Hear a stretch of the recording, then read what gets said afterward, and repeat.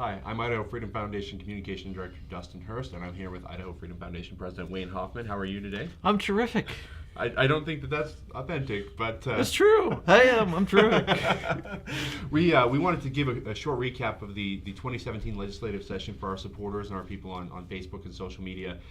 Wayne, you've been involved with the legislature for a long, long time, longer than probably I've been alive. Wow. I feel like that's an insult, but it's really not. I'm paying respect here in a very bad way. But tell me your thoughts on the 2017 session overall. Well, you're right. I've been dealing with the legislature in one form or fashion since the mid-'90s. Hopefully you weren't born in the mid-'90s, but I think it was the most liberty-oriented legislative session we've ever seen, or at least in modern history. And I don't mean to sound hyperbolic when it comes to that. It's really true. There was a lot of really great liberty-oriented bills that passed, a lot of policies that the Freedom Foundation in particular has been working on for many years. And many of those policies are now law. Mm-hmm. Some of those policies that passed the legislature overwhelmingly, unfortunately, however, were vetoed. And the message that I would give, look at the 8 or 9 bills that the Idaho Freedom Foundation was directly involved in and passed the legislature with wide margins. Now imagine if we had an actually good governor, what that would do. What it would be like. I can only imagine. Yeah, so what's the bill that you're most proud of this year? Well, I'm really proud of the fact the grocery tax passed the legislature. I mean, that's number one. Sure. That's a policy we've been working on for a number of years. We said it was kind of ridiculous to have this grocery tax credit and then make taxpayers wait to get their money back 14 months later. And that passed the legislature overwhelmingly. Unfortunately, the governor vetoed it. But it's been a long time getting that just to the governor's desk. I think the work on that continues. There's a lot of interesting things happening that may still make that yet become law later on this year, and it's quite possible there'll be other efforts as well.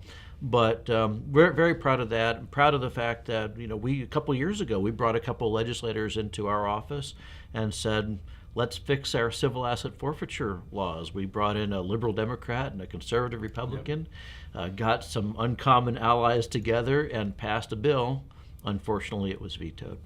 There was a bill that we wrote that says that conservative policymakers, city council members, county commissioners, and so forth can choose not to increase the property taxes on their constituents. And that bill passed overwhelmingly and was signed into law, so that's something else to be very proud of. Anyway, there's 8 or 9 bills that we were involved in that I think, and half of those have become law, which is good news for Idaho tax-paying citizens. Sure, and I'd add that there was a bill to prevent private organizations from joining our taxpayer-backed pension system, which it seems like a small matter now, but down the road it could save taxpayers a lot of money and protect them in the long run. Well, that was one that we'd worked on. That's right. There are lobbying groups that are on the state pension system, and unfortunately those organizations are still on, but there are other lobbying organizations that were itching and are still itching to become members of PERSI, and now they can't because of the bill that we worked on, and that's good for Idaho taxpayers. Well, and that's just a testament of playing the long game with the Idaho Freedom Foundation, because we have been,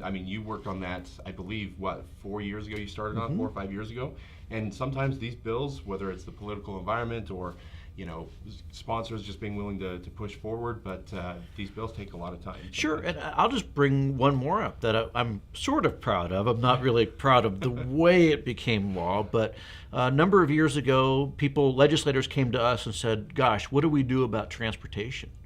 And my answer to that was, take a portion of the general fund and apply it to roads and bridges. Now, they did that this last legislative session, not in the fashion that I think is good, that it's healthy, but at least you have some general fund dollars going into transportation, which relieves the burden of an eventual tax increase or vehicle registration fee increase. Sure. So, as you mentioned earlier, there were a couple vetoes. Just a couple. Some really good bills that passed with bipartisan support. Wide bipartisan support. So talk about the path forward on the grocery tax, civil asset forfeiture, and the cosmetology bill, which was a really, really good piece of legislation, in my humble opinion. Well, the cosmetology bill was one that I was very proud to be part of, and there were a number of women who are involved in the cosmetology business. They created this business model where they go and they make brides beautiful on their wedding days, and they go to beauty pageants, and they fix up the contestants. They go to film shoots and they do the makeup there on the set. And under Idaho law, that's illegal. The other thing is that Idaho's statutes require 2,000 plus hours of cosmetology training before you can become a licensed cosmetologist. So this bill fixed an awful lot of problems in the regulatory landscape, and yet the governor vetoed it. We're going to continue working with those ladies to get their business legalized. We'll have eventually, and I think you said 650 some odd days, a new governor, and they'll have a new statute that benefits them.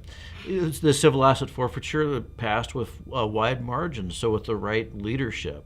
I mean, look at all the wonderful things that we can do, and there are states that are looking to us to lead out, to do the right thing, and with the right legislature, the right governor, we can do some pretty remarkable things that demonstrate to other states what it is to be a conservative. Now, there are a couple legislators, including Senator Steve Vick from North Idaho, who want to put in place a post-session veto override mechanism of some sort. What do you think of that effort, and what do you think that would have to look like? You absolutely have to have that. I mean, it's silly that the legislature spends all this time passing legislation, and then any bill that is sitting on his desk for 10 days upon adjournment, which I guess is now arguable, that the governor can veto that, and there's no recourse, there's no override mechanism, and most of the bills that reach the governor's desk fit in that category. So you really do need to provide some kind of a mechanism that says, okay, let's go back and take a look at this and consider overriding the governor's veto. I would also point out to you that the legislature is not following the override process as it is. The way it's supposed to work, if you're in session and a bill is vetoed, the legislature then and there is supposed to consider that override. And what the legislature has been doing instead, mostly the Senate, has been refusing to go through that vote process. So they allow for the vetoes to simply be upheld. Interesting. Steve Vick's bills have been good. I think they could be better. One of the provisions in his previous legislation has said that the pro tem and the House Speaker could choose to hold an override session. It would be on them to make that decision. I think it should just be automatic. The governor vetoes bills. There ought to be a veto override session held sometime following the regular legislative session. Well, it's interesting. Senator Vick served in the Montana legislature for a while, and they do a veto override by mail function. I'm not sure how it's triggered, but that's an interesting idea because we know when these sessions draw on, it's about $35,000 a day to hold the session, and to do it by mail would be smart, save money, but also allow for that process. Now, one more question for you. As a conservative, libertarian-leaning person, there are a lot of people who are, let's say, demoralized. What would you say to the person who feels demoralized after the last 3 vetoes or the governor's veto this session? It was a terrific legislative session. There are more conservatives in the legislature than ever before. There is more legislation passed on a conservative bent than ever before. There are a lot of bills that we never thought we were going to be involved in, where people came up to the Idaho Freedom Foundation and said, help us get this bill passed because we think it'll do some good. Is there a way we can get to yes? And a great example of that was the invasive species legislation, also vetoed by the governor. But one of the things that bill did that people don't understand is that it actually protects private property rights. Under existing state statute, the director of the Department of Agriculture or her agents can go onto private property in search of aquatic or terrestrial invasive species. Interesting. And there are provisions we put into that bill that nixed that out, that put in private property protections. And the point is that we reached out to a lot of people, and they reached out to us to pass conservative public policies. And as a result of that, 8 or 9 of our public policy ideas that have been years in the making reached the governor's desk, and half of those bills became law. I think that's a huge success. And again, imagine what would happen if we get a conservative governor in 2019, or if the aliens that kidnapped Governor Otter would kindly return our governor back to us, we could do some great things in 2018. I'll say it was interesting this session to be able to work with the likes of, on a single piece of legislation, we worked with Lance Clow, Melissa Wintrow, Christy Zitto. On civil asset forfeiture, again, you mentioned earlier, we had Stephen Harris and we had Ilana Rubel, and that happened several times where good ideas that we'd been working on for a long time united people, and you're right, they finally did reach the desk. And one can only hope that in about 655 days, somebody is sworn in that has the guts to be the conservative reformer that Idaho needs to lead out. Or, sorry, the aliens return our governor. Yeah, please, aliens, return our governor back to the one that Idaho, voted against the Patriot Act. That version one, of our governor. That one. The other thing that I'd mention, by the way, is that we struck a lot of great friendships out of this last legislative session. I mean, it's wonderful to have friends like Ron Nate and Brian Zollinger, Heather Scott, Priscilla Giddings, Dorothy Moon, who I've been friends with for more than 20 years. But to be able to work with and enjoy the company of people like Alana Rebell and Melissa Winter, or liberal Democrats who worked to reduce the regulatory burden and the police state on ordinary Idaho citizens. It was a wonderful sight to behold, to see those legislators. Lance Clow had a great working relationship with him. To be able to do that, to be able to broaden our coalition to include more people was a very rewarding experience for us. Well, I think that in our modern culture, the always connected, the social media age where everybody's just trying to get at each other.